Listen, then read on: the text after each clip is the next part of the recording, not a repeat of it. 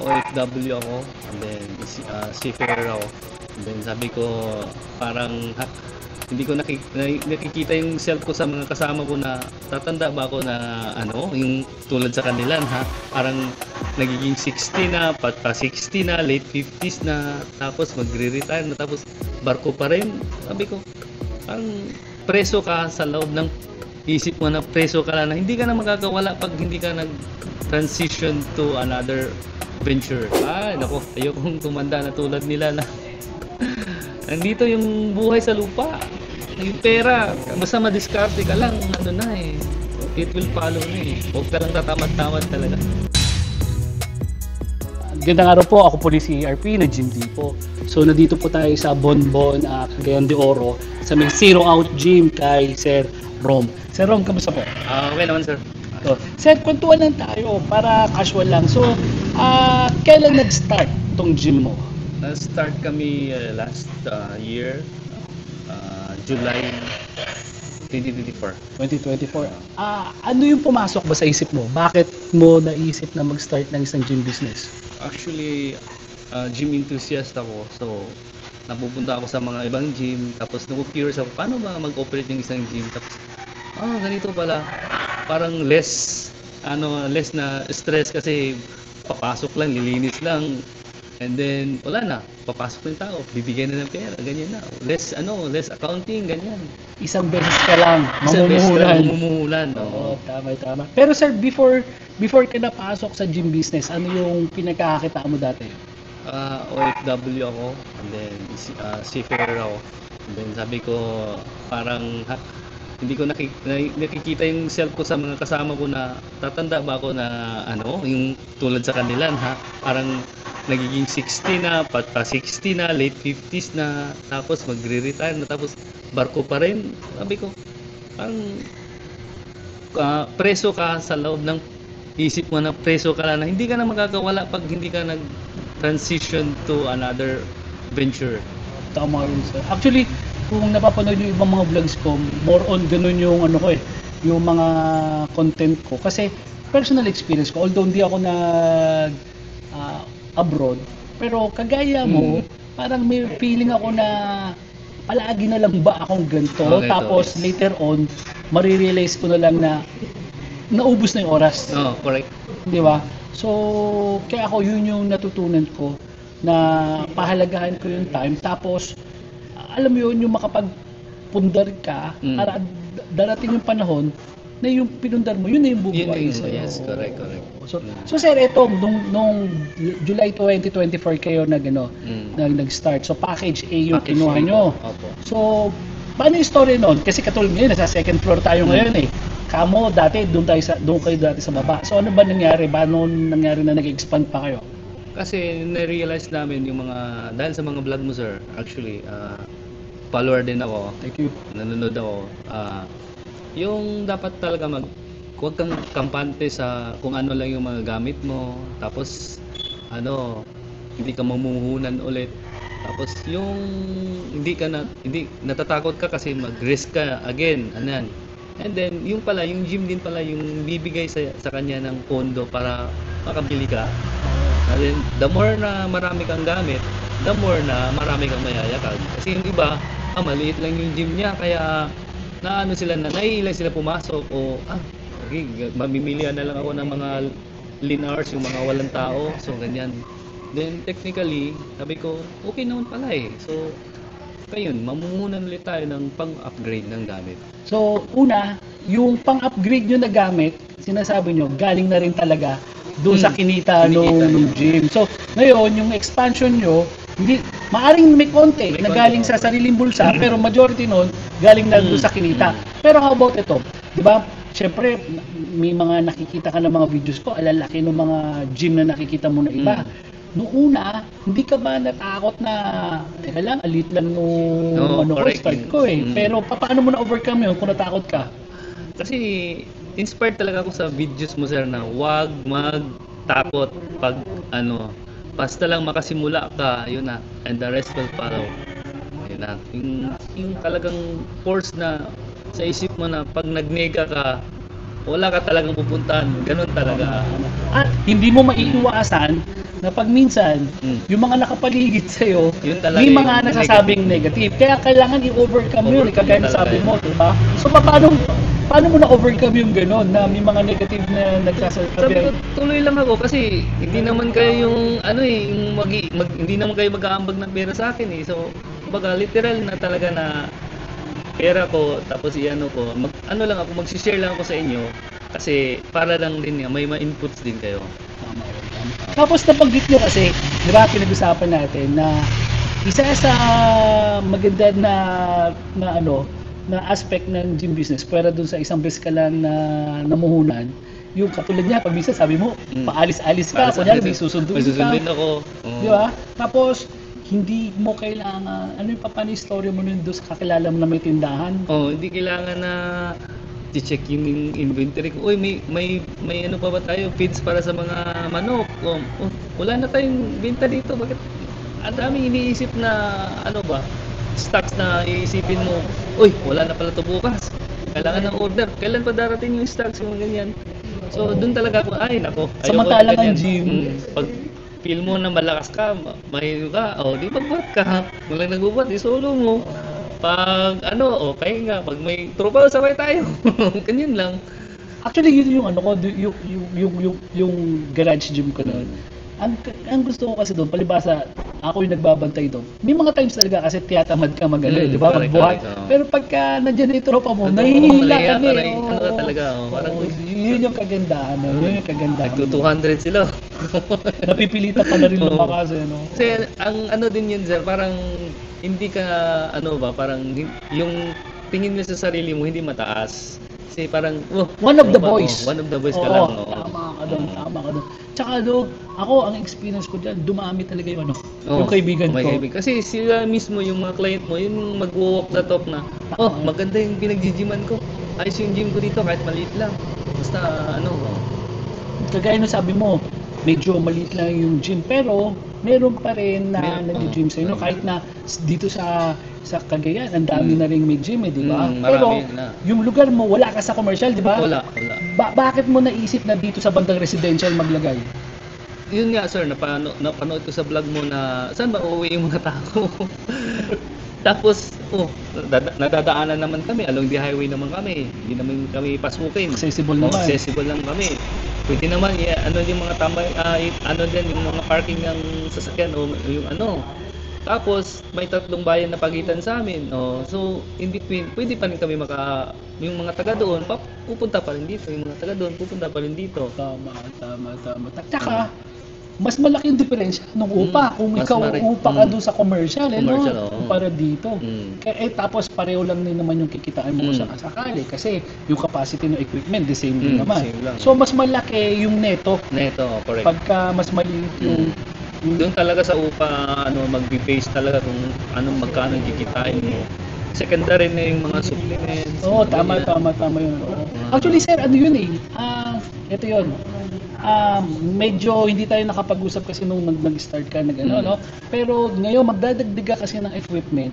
So, kailangan pwede kitang turuan doon Yes, sa marketing. Katulad nito, sir. Nakita ko meron kang meron kang purified water dito, Oo. di ba? Isa doon sa mga marketing strategy namin, katulad ng ginagawa namin ngayon, sali pa. Kasi hindi ako taga doon eh, di ba? So ganito, ang ginawa ko, nakipag-tie up ako doon sa supplier ko nung no water, no purified water. Okay. Ngayon, tie up kami na kunyari, Pedro pangalan niya. Pedro, gusto mo gato gawin natin. Magbibigay ako sa iyo ng kunyari 50 booklet, 50 brochures. Brochures, Okay. Itong 50 brochures na to, ipamimigay mo niya sa mga kliyente niya sa sa water station niya. Pero dapat yung pagbibigyan niya nung brochure na yon, dapat yung mga malalakas umorder. Kunyari, sa isang orderan 1 week, mga 6, 7, gano'n. Kasi ang maganda kasi doon, kung gano'n kakalakas yung order nung household na yon, ibig sabihin may budget sila. So sila yung pwede maging kliyente mo dito sa gym. Ngayon, yung brochure na ibibigay mo sa nyasa doon sa kliyente, free yon na gym. Pero isang araw lang naman, one day. Kumbaga, pag itong brochure na to, ibabalik mo dito sa gym, pwede kang mag-gym dito. Free Ikaw, pass. at saka tatlo. O, tatlo kayo, free pass. Isang araw lang yun. Ngayon, tapos, yung sticker, pwede yun eh, na, kunyari, sticker, paggawa ka ng sticker ng zero out na gym, Okay. nandoon, kumbaga lahat nung nadideliveran nila, nakikita yung zero out na gym. Kaya ito yung maganda. Exposure. Okay, exposure. Bakit doon sa water station ka pupunta? Kasi, ito yung water station kasi, di ba ang laki-laki ng Cagayan de Oro? Sigurado naman ako na yung water station na kung saan ka na kukuha, hindi naman yan nade-deliver sa buo. Oo. Kundi dito lang sa community, dito sa malapit community, sa iyo, di ba? So yun yung target Okay. market mo. Gets ko na yun. Nagets mo, di ba? Yes, sir. Yung target market mo kasi dito lang. So ang hirap magpo-promote ka ng buong, kunyari, Buong- po-promote Cagayan de buong Cagayan de Oro. Oro. Pero hindi naman naaabot dito yun. Correct. So maganda yun, yung promotion mo, yun doon lang sa lugar, Yes, kung saan yung, ano mo, pwede rin yung eto, susunod na gagawin namin. Kasi naging maganda yung outcome doon sa water station. Pati LPG. LPG, okay. Di ba yung LPG kasi hindi rin naman magde-deliver ng buong Cagayan de Oro, dito lang din. Dito lang, oh. So pwede ka makipag-kaya. Tapos yung ibibigay mo kasi naman, 1 day free trial lang. Hindi ka rin naman lugi kasi Yes, doon. Kasi nga, ano lang yun eh. Maganda kasi na to, sir. Ito yun. Turuan kita. Ito yung natutunan ko ngayon sa mga high-end gym. Okay. Kailangan mo mapapunta sila dito. Okay. Pag naandito na sila, dapat ikaw or yung nagbabantay ng kaha, para siyang ahente na kailangan magbebenta yes. siya. So dapat ma-convince niya yung yung pinyal nag-free trial o magpa-monthly ka. So ganoon. So may mga style din ako, pero pwede ko ituro sa iyo paano mo ma-convince yung kasi ang maganda dito kasi, sabi ko, 'di ba? Okay, alam na ng ibang tao na meron ka ng gym dito, 'di ba? Pero hindi lahat nakakaalam na magdadagdag ka ng gamit. Correct. So magandang marketing yun na yung naman yung may-ari nung kunyari nung water station, kunyari isang buwan valid yung ginagawa niyo, habang valid yung promotion niyo yun, pwede rin siya libre mag-gym dito. Okay. So hindi rin kawalan sa iyo X-deal, precisely X-deal. So maganda nun, sir, kasi sabi ko nga sa iyo, Pwede rin sir, libreng alim na tubig, stick. pwedeng ganun nga, promise, ganun nga, sir. Kaya pareho naman kayo makikinabang nun eh. Makikinabang. Pati siya kasi bakit siya makikinabang? Una, yung mga kliyente niya, mas marami ngayon order kasi biro mo, dito na ako order kay water station kasi pag umorder ako kunyari ng 6 or 7, may libre ako na pass papunta sa gym, di ba? Pero yun naman, ano lang naman yun, sir? Ang introduction. Introduction lang yun. Hindi yan pang matagalan. So, kasi darating ang maganda kasi sa gym, eventually, darating yung panahon na puno na yung mo eh. Yung hindi ka na makakapag So titigil ka na noon ng pagpo-promote kasi puno na yun eh. Kahit pa gusto pa nung iba, hindi nakakasya. Pero noon, it's about time na pwede kang mag-expand naman. Correct. So yun yung pwede ko maitulong ko sa'yo. Actually, sabi ko nga yun, mas mapapakinabangan nyo talaga ako after sales talaga. Kasi yung equipment, madali lang naman yan eh. Lahat naman halos ng fabricator, standard yung mga gawa nila na gamit. Pero ang naiba lang sa amin kasi, yung after sales, yung katulad nga yan, natuturuan namin kung paano pwede kumita pa yung mga clients namin. Diba katulad niya, pag minsan, diba, may mga tinuturuan ka rito na mga beginner. So, yung mga beginner ngayon, pag sila lang mag-isa, yung nag-gym, matagal yung progress. Pero pag tinuruan mo, mas mabilis. So, ganun din sa amin. Sa In gym, return sir, pag na-notice ng mga tropa nila yon, mag-ano sila, nag-gym ka pala. Saan yung gym mo? Ayun na, doon na, nagsimula na. by word of By mouth, word, Tapos, tatok na yung mga bata, di ba, sabi mo nga, yung mga bata na nag-gym sa'yo, parang maganda yung pakiramdam mo. Kasi nga, give back ka sa community na doon sila na instead na magko-computer, Ibang bisyo. nagbibisyo na, yun. Totoo. Pasasalamatan ka pa ng parents ng mga bata. Totoo yun. Kasi ako dito nga, yun, sabi ko nga sa'yo, naging kaibigan ko na si Jeff Uwano, no? Si Jeff, nakuntuhan ko dati sabi nga niya maraming bodybuilder dito nalimutan ko na yung sikat na bodybuilder na galing dito sa Cagayan de Oro. Okay. Pero ang maganda kasi dito sa Cagayan de Oro, maganda yung jeans nung pag minsan yung ibang bata, konting buhat lang, Hindi ang lalaki na. kasi mga batak sa Oo, trabaho. Tsaka iba yung Kaya nga sabi ko, malay mo, di ba, doon sa nasimulan mo na business, malay mo, in the future, ikaw yung produce ng mga ganung the athletes. next Di ba? Which is nakaka-proud parang kasi, proud din, yun eh, athlete yun eh. Athlete, Di ba? Tsaka maganda yung naibibigay mo. yung pag nagsisimula ka pa lang, walang mag-ano sa'yo, mag-adapt, sponsor, pero pagka nakita na umuwi ka na ng mga award, Oo. kaya na, siya na lang yung lalapit sa'yo. Totoo yun. Tsaka sabi ko nga, yun yung isa sa maganda talaga, sir, na benefits para sa akin nung gym business. Kasi good karma tawag ko to kasi maganda yung benefit na naibibigay mo sa community. Hindi lang sa bata. Kasi naman habang nagkakaedad, Yes. dapat na na-involve sa Nagiging brittle yung mga buto, naglulos ng muscle mass sa katawan, yan, nahihirapan pag lalo nakukuba, ayan. ako, hindi mo nakitatanong, di ba? Sabi ko nga, 49 na ako, mag-50. Pero mas sinisipag ako ngayon magbuhat kasi tama yung sabi mo. Kasi habang tumatanda, nababawasan yung muscle. Doon ka talaga na i-injured eh. Yes. Kaya kailangan mo makapag-produce ng muscle habang tumatanda ka talaga. Correct. Tama yan. Doon ka makakaiwas, hindi lang sa sakit, pati doon sa injury talaga. Yan din yung mga lines na ini-introduce ko sa mga client namin na, alam mo ba ma'am, mas bata ka ngayon, dapat simulan mo na mag-engage ng strength training para mas maano na may investment ka sa health, fitness mo. Kaysa darating yung time na hindi ka na makapagbuhat, wala na sa iyo ang lahat. And then wala na. Maintenance ka na. At least dito yung mga namin, may naano sila na, dati nagmi-maintenance ako, ngayon nawala na. Tsaka yun eh, ganito yun eh. Yung iba kasi, pag nagkasakit, doon sila mag-start maglalakad, mag-gym. Pero kung doon din pala ang ending mo, bakit hindi pa lang sa umpisa, agapan mo na para hindi ka na magkasakit. Correct, sir. Diba? Mas nangihinayang sila sa session kaysa isang litrong beer na mas mahal pa yung isang litrong beer. Sabi ko nga, halos lahat naman nagja-Jollibee, wag na lang beer. Halos lahat, afford mo yung Jollibee na 100 pesos isang pagkain, samantalang ang gym natin. Magkano ang gym mo dito? Ngayon, nasa 50 kami per session, and then pag na-set up na namin yung mga upgrade na gamit, nasa 70 na kami. Sir, naintriga ako, ba't zero out yung pangalan ng gym? Kasi lahat ng motivation, lahat ng pera, lahat na binuhos na namin dito, kaya zero out na yun talagang naibuhos yun talaga yung pera, talaga. And diyan kami malakas yung tiwala namin na kaya ng zero out yan, yung mga obstacles, yung mga hindrance, yung mga negative yan, makakaya yan. Sa totoo lang, pag mag-start ka talaga ng business, yun yung nakakatakot na part eh. Yung mag-umpisa ka, tapos katulad sabi mo, maubos yung capital mo, di ba? Pero na-overcome mo yun. Overcome talaga, sir, kasi mas pipiliin ko na mag-struggle ngayon na paakyat ka pa kaysa mag-struggle ka na pababa na yung bababagsak ka na sisimula ka ulit. Tama. Kasi kagaya ng sabi mo, so may mga kakilala ka na 60, 50 na, nagbabarko pa rin.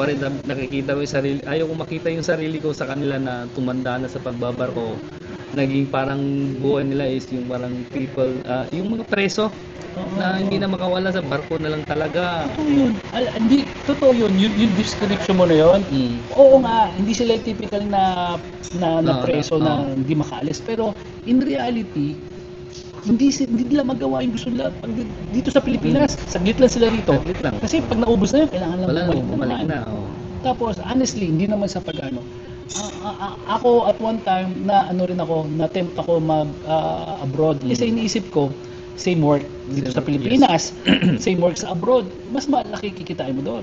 Pero ang hindi ko kaya talaga, yung mawawala, may hiwalay sa pamilya ng matagal. Nako sir, nako. Yung ganyan, yung anak mo, nakikita, kakaano pa lang, 1 years old, tapos pagbalik mo, ilang taon? 3 years old na siya, pagbalik, ang dami mong na-miss ba? Yung mga moments na dapat nandun ka. Agree. Actually, sa amin, sa lugar namin, dati ang uso, hindi pa yung pagbabarko ko di Saudi. Pag sinabing Saudi Arabia, big time ka noon, yung mga 1980s, 90s.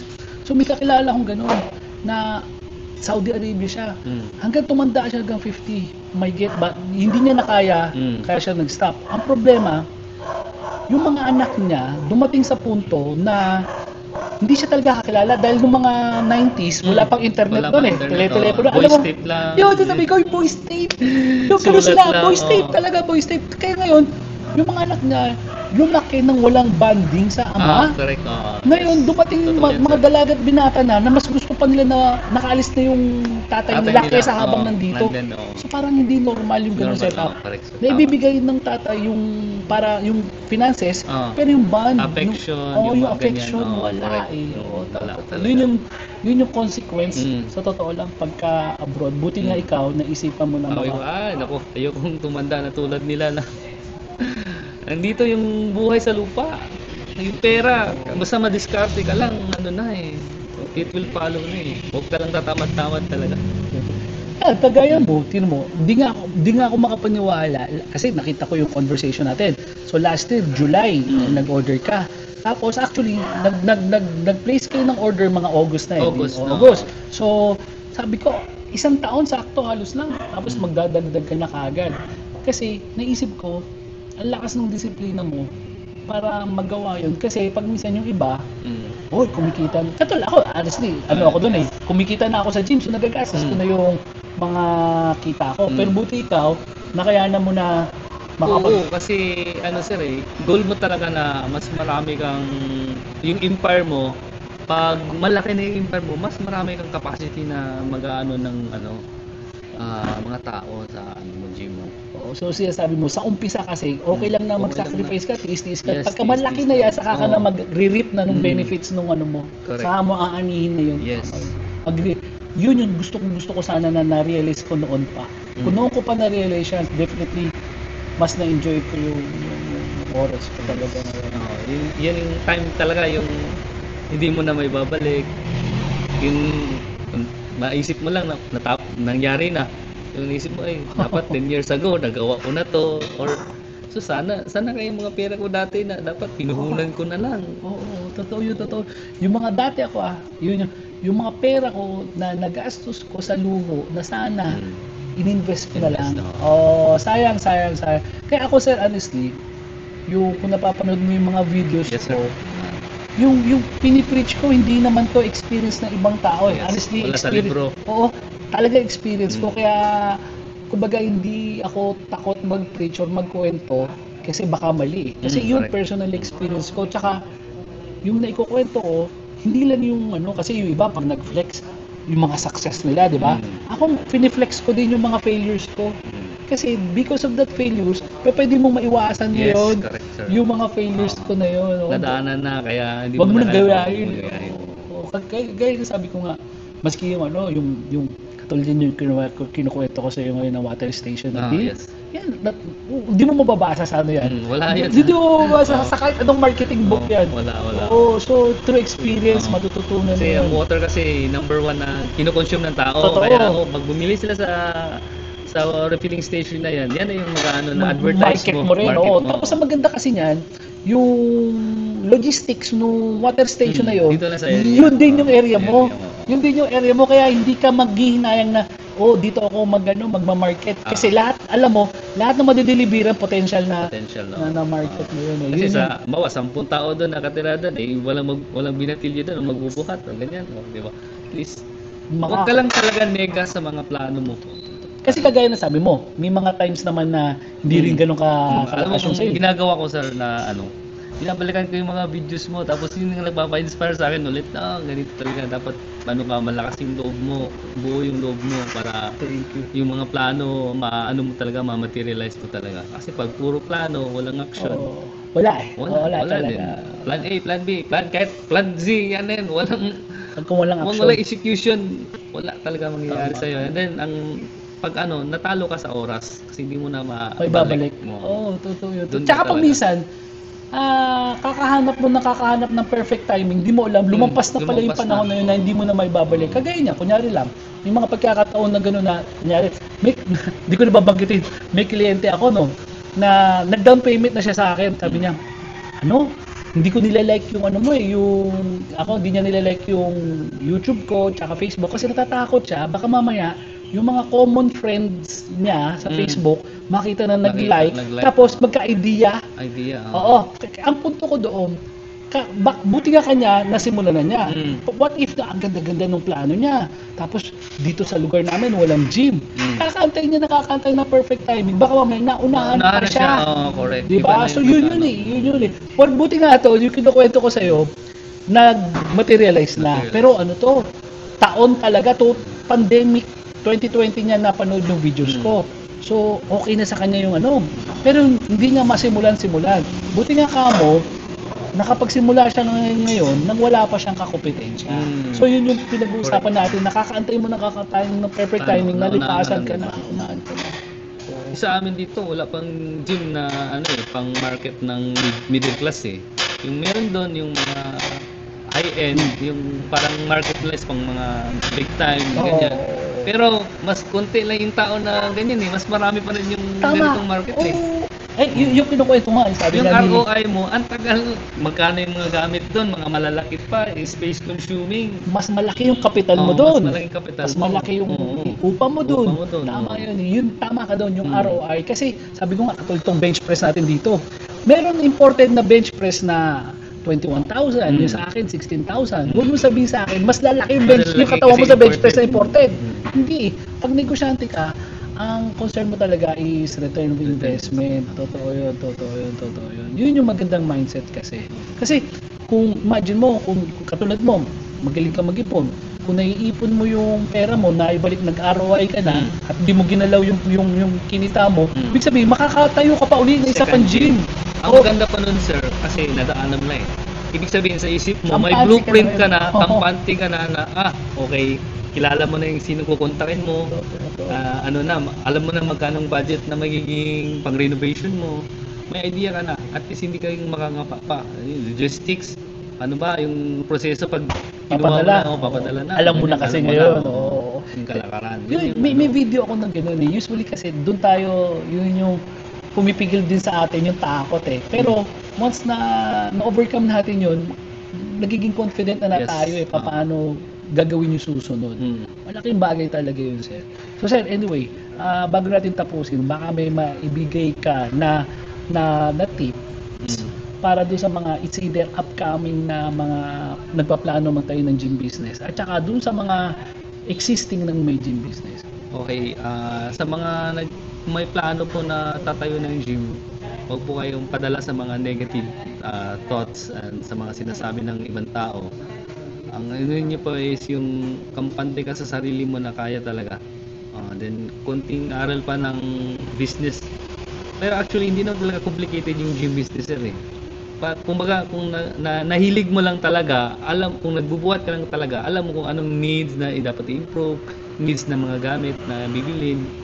Sa mga existing gym naman owners, mas maganda talaga na huwag magkampante sa mga mo talaga gym equipment mo. Dapat mag-upgrade ka rin kung ano yung wala doon sa ibang gym, dapat anuin mo rin na meron kang ganito kasi yan yung rason na bakit ka dadayuin pupuntahan eh. Kasi wala silang doon yung pang ganyan, kaya dito na ako.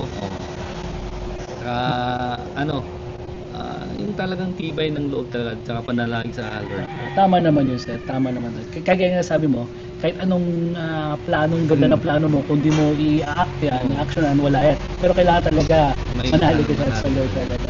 Kasama talaga yun. Kasi yung mga bagay, yun yung faith na tinatawag eh. May mga bagay na hindi ka nakikita pero nagtitiwala ka. Faith yun. Yung kailangan mo. Lord, padapat ako Lord. Yung mga unang mga Lord, walang tao Lord. Kayo na bahala. Tama naman yun. Tapos pag dinumog ka naman, nahihiya ka kasi ang liit ng gym mo. Ano?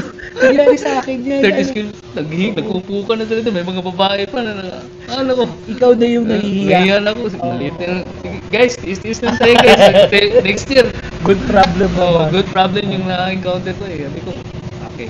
Which is yun naman yung sinusolusyon na mo ngayon. Kasi, this week, tapos na nga yung gamit nyo, di-deliver na yun sa PIA. At least, mase-set up nyo na. Yes, sir. No. Sige, sir. Sir, maraming salamat doon sa magandang kwentuhan natin. Kasi actually ako, sabi ko nga, mas gusto ko yung marami pa akong mga ganitong klaseng content. Kasi, kung napapanood mo kasi ako, malimit experience ko yung kwento ko. Yes, sir. Maganda rin naman yung experience ng ibang tao, yung mapupulutan nila para hindi one way. Baka akala na, ginagandaan ko lang yung mga Content, sinasabi ko. Pero honestly, yung kung ano yung nararanasan ko, gusto ko maikwento rin ng ibang mga kagaya mo na naging successful Yes, dito sir. sa GMP. Sige, sir. So maraming salamat, Sir, sir. thank you, sir. Maraming Ma'am, salamat. thank you po.